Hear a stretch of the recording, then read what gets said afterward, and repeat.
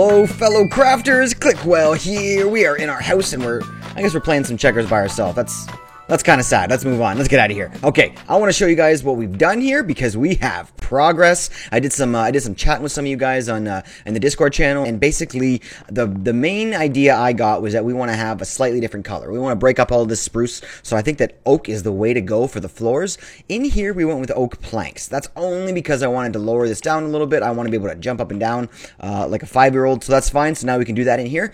But in the other parts of the house, we went with oak logs. We went with stripped oak logs. I decided to place them alternating, so they added a little bit of texture and made the floor stand out. So I placed one like this, and then like this, and then like this, throughout the entire house, and then we stripped them with an axe, and I think it looks incredible. It looks like a bit of a tiling effect. It still looks nice and rustic, like kind of fits into our theme here. And I put some carpets down and some tables with some plants. Oh man, I love this house. It's really starting to look pretty cool. We got some lanterns up on the ceiling there a little bit. And we have a nice ambient rain outside. Nicely timed. Thank you, rain. We appreciate you. We appreciate your ambience. Okay, this is going to be our villager breeding hall. Now, I know what you're thinking. You're like, no, this is a dining room. And I'm like, you're right. However, this little floor here is going to be a secret entrance, I believe. There's going to be a switch maybe on the wall here somewhere. I'm not sure how we're going to do this. Maybe we can make it hidden as well. But we're going to flick that switch. We're going to be able to walk down some stairs and move into our villager breeding hall, which is going to have all of the trades we need. Remember, villager breeding is the way to go. It's how you get super difficult items to find real easily. So we're going to go ahead and do that villager trading hall in this room. This is going to be our item storage system. This is going to be all of the general items that don't really need to be stored in mass quantities. And then if you look here, I have a chest or a barrel in the floor.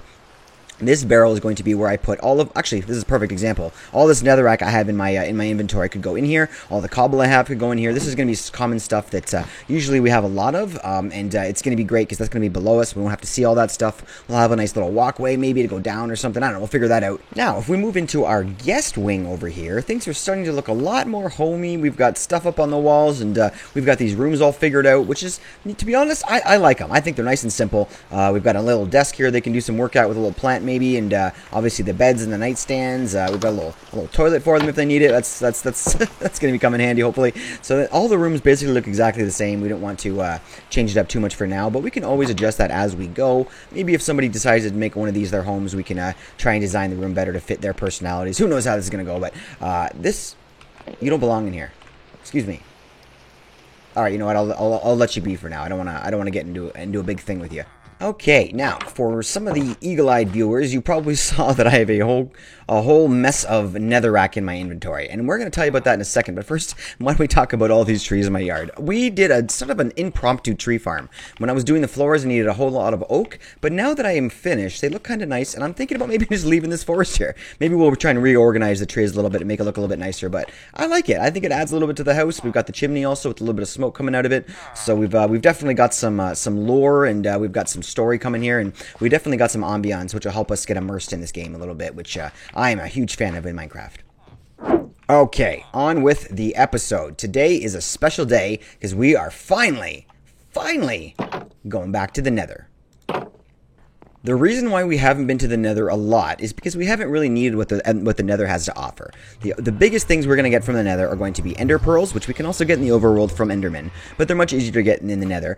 And we're also going to get Blaze Rods, and we're going to combine those to make Eyes of Ender, which are going to help us find the Stronghold, which is where we're going to fight the dragon. I know it's a big long plot line here, but I know you can follow it. It's not that complicated once you've done it a couple times. It's just having to find certain things before you can get there. So let's go ahead and pop into the Nether. I have done quite a bit of work in there, and I'm excited to see what you guys think. So let's pop in and have a look.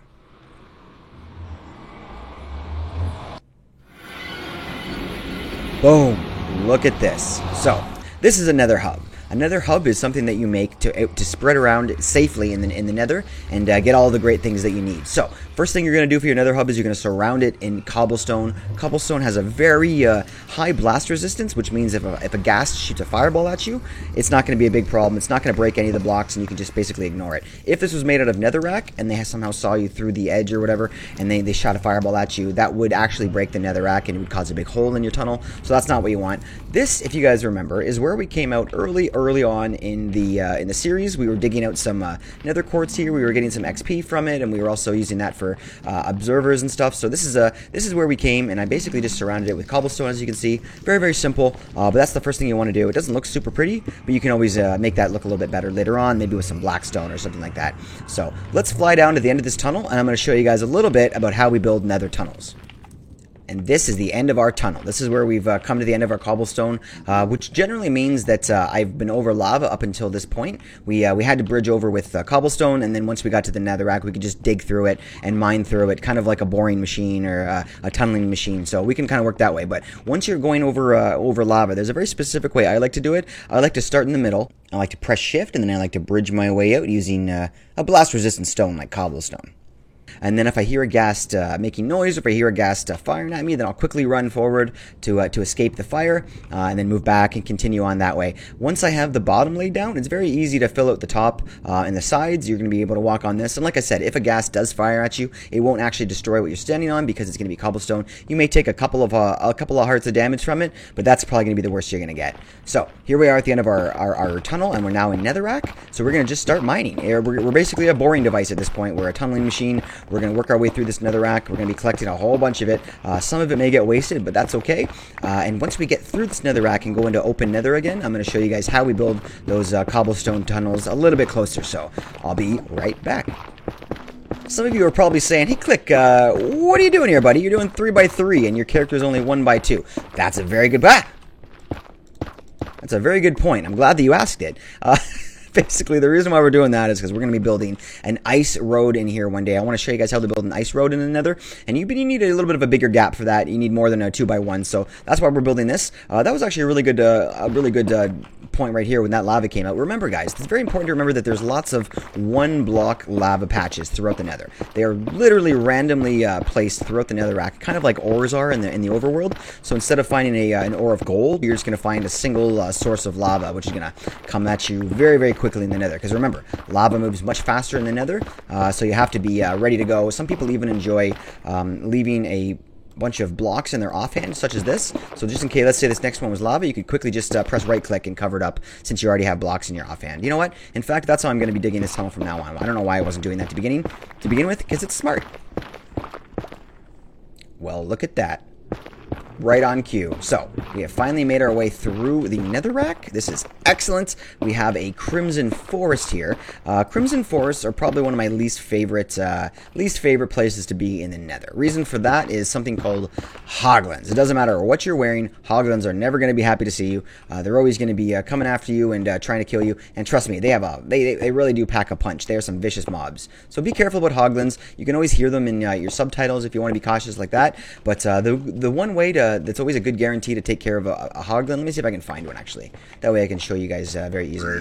Oh, piglins. Oh, yeah, I forgot. Piglins don't like my either because I'm not wearing gold. So let me just, maybe we do this another time. Ow, ow, ow, ow. Buddy, do you mind?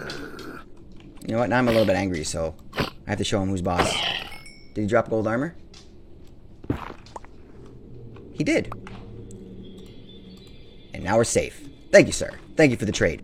Okay, so now that we're out of cobblestone, we can start using netherrack to make this tunnel, which is going to be a lot easier to find. It's going to be very much available to us as we're digging these tunnels. We're going to have more than enough, so this is a great thing to use. It can be very, very easily blasted out by gas and stuff, so that's something to remember. However, as long as we have this thing completely sealed and they can't see us, they'll never fire at us, so we can always be nice and safe and make sure that we're not in any trouble with gas. Looks like we have a little bit further to go here, so let's continue on with this path.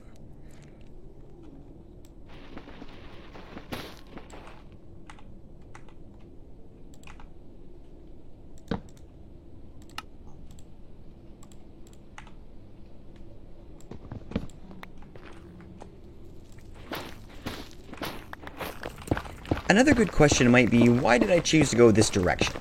Good question. So, if you remember, when we were looking over around at our surroundings, when we started coming out of the nether, the entire opposite direction of where we're going now was a very large basalt delta. Basalt deltas, you'll find, are one of the least favorable biomes in the nether to mess around in. It's very hostile with all of the magma cubes, and it's very It's very difficult to navigate due to the really difficult terrain with all the lava and the one by one gaps of lava that you can fall into. It's a very bad place to be. You're not gonna have a good time. So basically, we decided to go away from that. The other thing about basalt deltas is that's one of the biomes where nothing really spawns in. You'll never find a bastion or a fortress directly inside of a basalt delta. You'll find them moving into the basalt delta. So if you see a fortress inside of a basalt delta, don't freak out. It is meant to be, but they'll never begin to generate inside of those. So I felt like we had less of a chance of finding something over there. If I looked over this direction, I could see some crimson forest and stuff, which is a place that these things can spawn. So we decided to go this way. You just want to basically look around and decide where am I going to have the best chance of finding what I want to find.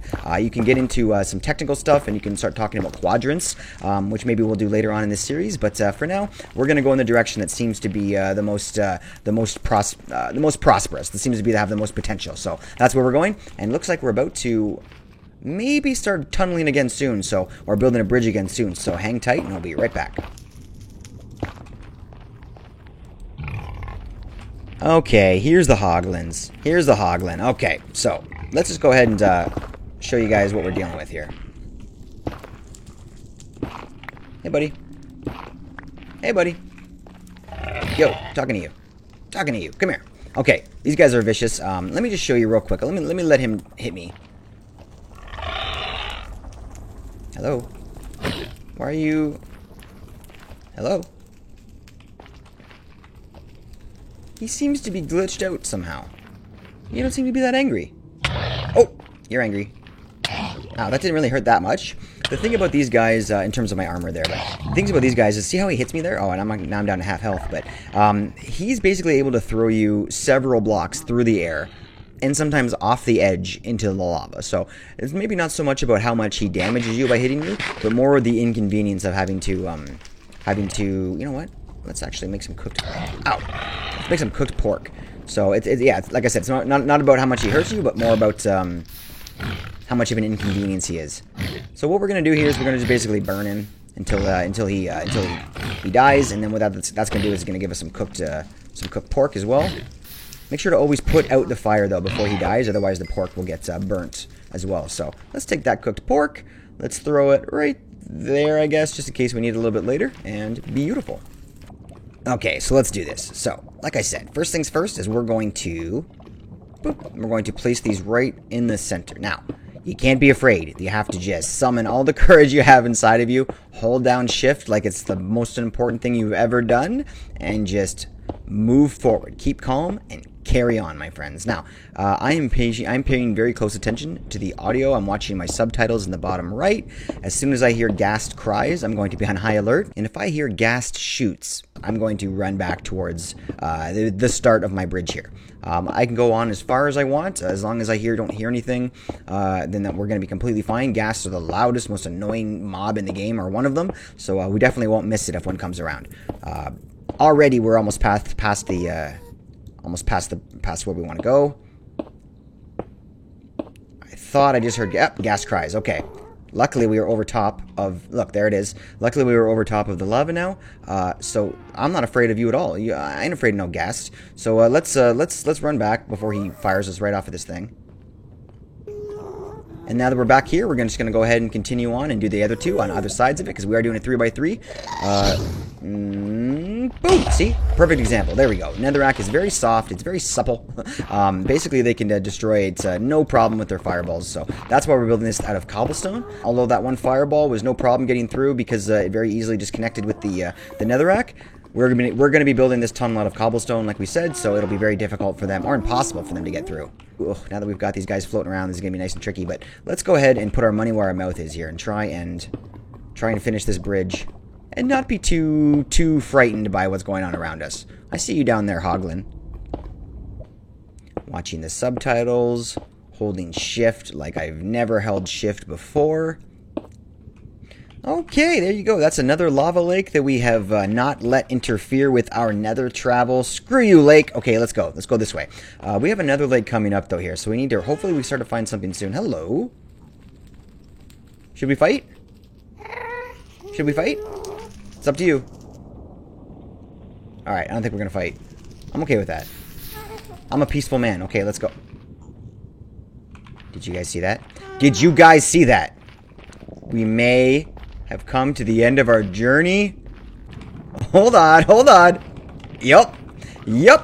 We've got a bastion. We have a bastion. I don't know, let me zoom in here so you guys can get a better look. Boom, there we go. Looks like, it's hard to tell exactly what this is. It could be a treasure. But it looks like we've got 3 ramparts here. One there, one big one in the middle here, and then a third one on the right here, which means it might actually be a housing. You know what? We're going to find out very soon. This is super, super exciting, guys. We're going to go out there. We're going to do a little bit of investigating. We're going to see, these things all have dead giveaways as according to which kind of bastion they are. And what is that? Can you guys see that on the far left of my screen? Is that a fortress? Do we have a bastion? We've got a bastion, guys. Unbelievable. What? This is so rare. This is so rare. Okay, we have a fortress and a bastion. Very, very close by. We call that a fashion in the speedrunning community. And this is going to be awesome, guys. We're going to be able to show you guys both. Maybe we can build some sort of cool farms. If this is a treasure, we might even be lucky enough and have a magma spawner in there. So maybe we could do a couple of farms over here. Oh, guys, this is amazing. I can't believe we found both. And right along our ice road path. So we're going to have the ice road path come right into the middle of this big lava lake. We'll branch off to the left into the bastion and then keep going straight to hit that fortress, and we're gonna have everything we need. Guys, this is so exciting. Okay, let's continue building this pathway, and I will see you guys when we get there. I think I can. And that is one completed nether tunnel, guys. This is a perfect nether tunnel. It goes straight from our spawn, right with a nice protected barrier, all the way to a nether fortress. And then as well, we have a bastion on the way, which is just all you can ask for, guys. This is one direction we had to go in. It's barely a nether hub because of the fact that we only have to go in one direction. But we're going to expand a little bit further. We'll find some other stuff out here. But yeah, this is absolutely incredible, guys. We got so lucky with this. So as you can tell, I ran out of netherrack, so we're going to have to finish this part of the bridge for next episode. But let's maybe go ahead and finish our episode from up there on top of the bastion and do it with a little bit of style. And that is gonna do it for today, everybody. That's it. We're gonna stop on this bastion. What a great little backdrop for our goodbye. I think this is perfect. We've got a fortress even further behind us right there, so we have a lot to do here. We got a lot to do. Be sure to come by and check us out next episode. I think we're gonna take this bastion down, so if you've ever wondered about that, you wanted some tips and tricks for taking down a bastion, come by and check us out, and hopefully we'll have lots of information for you. Hope you guys liked this episode. We got a lot done. We found lots of stuff, and we made a nice bridge. This is gonna be very helpful for us moving forward in our survival world. Maybe I forgot something about the nether you think is super important for people to know.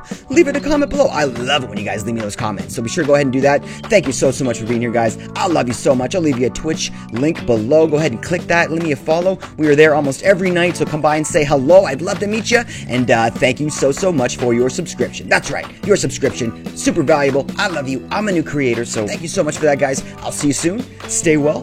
Stay safe. Love you tons. Peace.